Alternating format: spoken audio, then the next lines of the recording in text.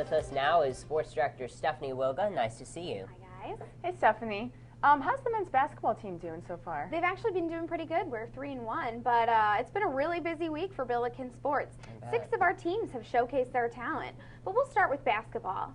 Both the men's and women's team played last night with slightly different results. First, the men. Rick Majerus debuted in his first regular season home game at the Scottrade Center, and he definitely delivered. The men faced off against the Detroit Titans and started the game on a high note when the Billiken defense kept the Titans scoreless for over 7 minutes, allowing St. Louis to go on a 10-0 scoring streak that would carry them throughout the rest of the game, capping out the final score at 56-58.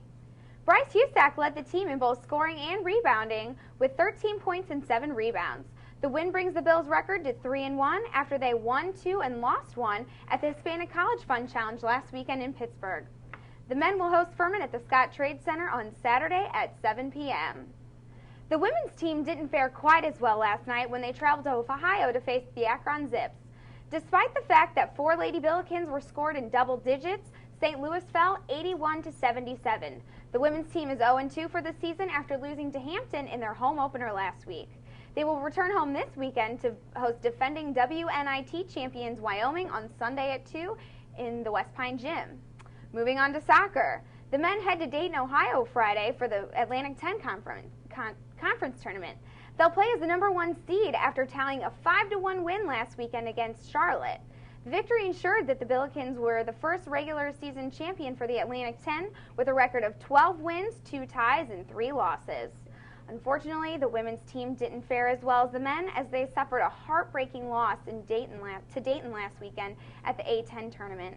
It wasn't all bad, though, because senior Cassie Winchell added another goal to her career tally, giving her the sole ownership of second-place spot in all-time career goals in the Hall of Fame.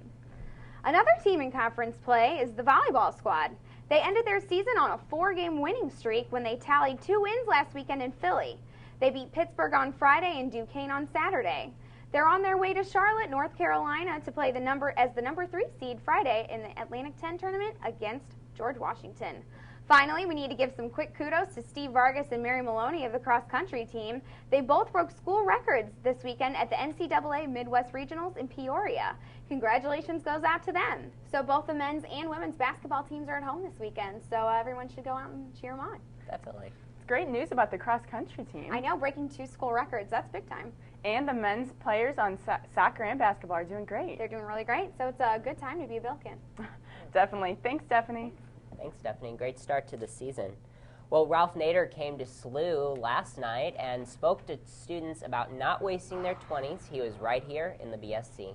Anastasia Folorenzo has more.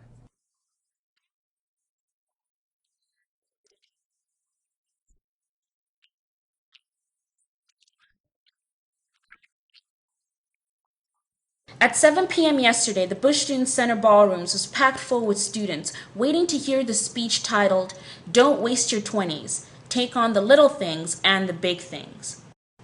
The author of Unsafe at Any Speed and former presidential candidate Ralph Nader was a speaker sponsored by the Great Issues Committee. He touched on many topics, mainly encouraging students to live a more civic life instead of a corporate one. We grow up civic. We think for ourselves. We demand information that's not propaganda.